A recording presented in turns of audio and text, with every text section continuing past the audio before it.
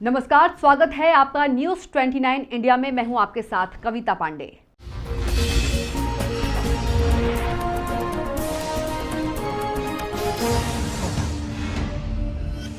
पूर्व आबकारी मंत्री विजेंद्र सिंह ने पत्रकार वार्ता के माध्यम से आबकारी नीति पर सवाल खड़े किए हैं। पूर्व मंत्री का आरोप है कि मैंने कोरोना कंट्रोल करने के लिए शराब दुकानें बंद रखने का लिखित आदेश दिया था। वर्तमान सरकार में मुख्यमंत्री और उनके अधीनस्थ अधिकारियों ने महिलाओं के माध्यम से शराब बिकवाई। वहीं पत्रकार वार्ता में कांग्रेस ने वीडियो भी जारी किया। वीडियो में बताया गया है कि शराब एमआरपी से ज्यादा कीमत पर बेची जा रही है।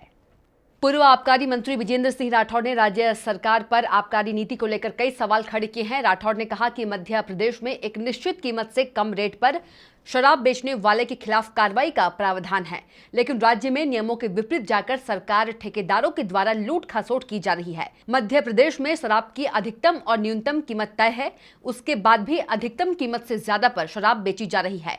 ऐसे ठेकेदारों पर कार्रवाई की जानी चाहिए। पूर्व मंत्री ने कहा कि लेकिन सरकार ऐसे ठेकेदारों को बचा रही है।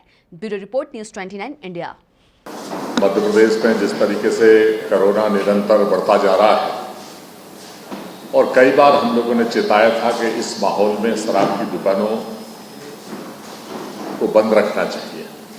मैंने लिखित में आदेश भी किया था, लेकिन सरकार ने उस वक्त ध्यान नहीं दिया।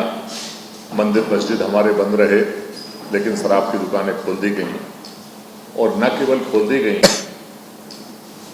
जिस बात के लिए तत्कालीन सरकार आप तो वर्तमान हो गई, बहुत विरोध किया जाता था माताओं बहनों को कि शराब बिकवाने की जवाबदारी दी जा रही है, और भ्रामक एक प्रचार किया गया था, जबकि कांग्रेस सरकार में कभी कोई ऐसा निर्णय नहीं हुआ था।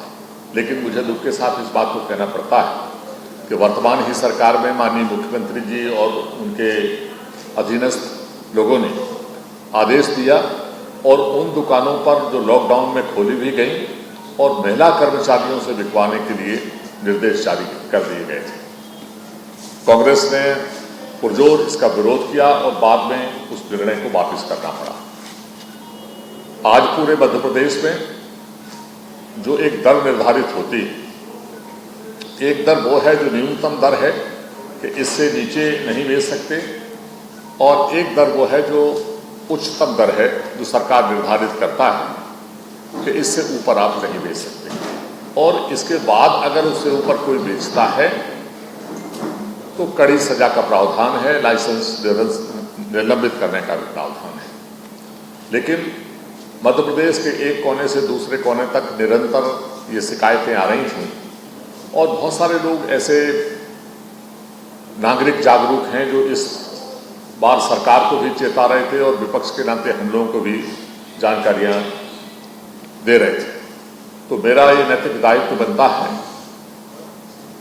कि वैसे ही परेशान है आम गरीब आदमी, और इस परिस्थिति में भी अगर लूट खसोट का काम किया जाए या उन गरीबों के घरों को और बर्बाद करने का काम किया जाए, तो आप सबके माध्यम से उस बात को आगे बात जाए, ताकि जो दोषी लोग हैं या जो साठगांठ करके इस पैसे का दोहन हो रहा है उसका दुरुपयोग भी रुके, और अगर कोई गलत काम करने वाले हैं तो उनके खिलाफ कार्रवाई भी हो।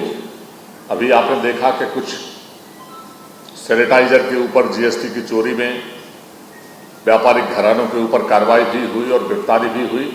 लेकिन मैं आप सबके सामने इस बात को कहना चाहता हूं कि अगर कोई प्रतिष्ठान इतनी बड़ी गड़बड़ी कर रहा था तो हर प्रतिष्ठान के ऊपर आबकारी विभाग के अधिकारी भी मौजूद होते हैं, कर्मचारी भी मौजूद होते हैं।